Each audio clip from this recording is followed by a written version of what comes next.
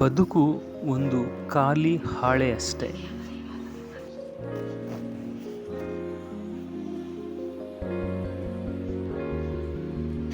ಜೀವನವು ಸ್ವತಃ ಒಂದು ಖಾಲಿ ಹಾಳೆಯಾಗಿದೆ. ಅದರಲ್ಲಿ ನಾವು ಏನು ಚಿತ್ರಿಸುತ್ತೇವೆಯೋ ಅದೇ ನಮ್ಮ ಜೀವನದ ಸ್ವರೂಪವಾಗುತ್ತದೆ. ನಾವು ದುಃಖವನ್ನು ಚಿತ್ರಿಸಬಹುದು ಅಥವಾ ಆನಂದವನ್ನು ಚಿತ್ರಿಸಬಹುದು. ಈ ಸ್ವಾತಂತ್ರ್ಯವೇ ಮಾನವನ ಅತ್ಯಂತ ಮಹತ್ವದ ದೈವಿ ಪರವಾಗಿದೆ. ಇತರ ಜೀವಿಗಳಿಗಿಂತ ವಿಭಿನ್ನವಾಗಿ ಮಾನವನಿಗೆ ತನ್ನ ಜೀವನವನ್ನು ತಾನೇ ರೂಪಿಸುವ ಶಕ್ತಿ ದೊರೆತಿದೆ. ಇದೇ ಮಾನವನ ಗೌರವವೂ ಹೊಣೆಗಾರಿಕೆಯೂ ಆಗಿದೆ. ಪ್ರಕೃತಿಯಲ್ಲಿರುವ ಇತರ ಪ್ರಾಣಿಗಳೆಲ್ಲವೂ ಪೂರ್ವನಿಯೋಜಿತ ಜೀವನವನ್ನು ನಡೆಸುತ್ತವೆ. ಒಂದು ನಾಯಿ ಎಂದಿಗೂ ನಾಯಿಯಾಗಿರುತ್ತದೆ ಹೊರತು ಅದು ತನ್ನ ಸ್ವಭಾವವನ್ನು ಬದಲಾಯಿಸುವುದಿಲ್ಲ. ಒಂದು ಗುಲಾಬಿ ಹೂವು ಯಾವಾಗಲೂ ಗುಲಾಬಿಯೇ ಆಗಿರುತ್ತದೆ, ಅದು ಕಮಲವಾಗಲು ಸಾಧ್ಯವಿಲ್ಲ. ಇವುಗಳೆಲ್ಲವೂ ಒಂದು ನಿರ್ದಿಷ್ಟ ಕಾರ್ಯಕ್ರಮದಂತೆ ನಡೆದುಕೊಳ್ಳುತ್ತವೆ. ಆದರೆ ಮಾನವನ ವಿಷಯದಲ್ಲಿ ಹೀಗಿಲ್ಲ.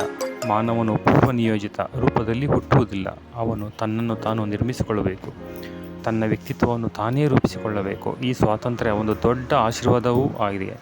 ಅದೇ ಸಮಯದಲ್ಲಿ ಒಂದು ದೊಡ್ಡ ಸವಾಲು ಕೂಡ ಆಗಿದೆ. ಏಕೆಂದರೆ ಮಾನವನು ತನ್ನ ಆಯ್ಕೆಗಳ ಮೂಲಕವೇ ತನ್ನ ಜೀವನವನ್ನು ನಿರ್ಮಿಸುತ್ತಾನೆ.